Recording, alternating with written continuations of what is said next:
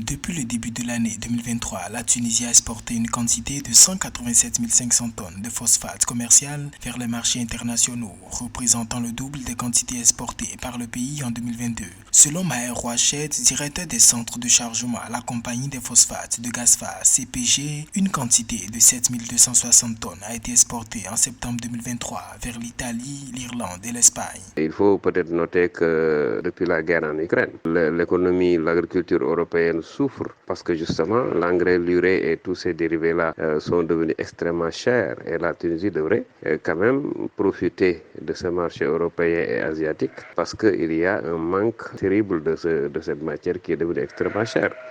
Les phosphates de GAFSA jouent un rôle majeur dans l'industrie chimique et agricole car ils sont utilisés comme matière première dans la production d'engrais. Par conséquent, les fluctuations des exportations de phosphates peuvent avoir un impact sur les marchés mondiaux des engrais et l'approvisionnement en nutriments essentiels pour l'agriculture. En effet, les exportations de phosphates vers les marchés européens et asiatiques ainsi que vers d'autres pays ayant suspendu leur importation depuis plus de 10 ans ont atteint 90 000 tonnes. Si l'objectif des 400 000 tonnes peut être atteint à l'avenir, la Tunisie doit aussi comprendre que l'exportation ne peut être une stratégie viable.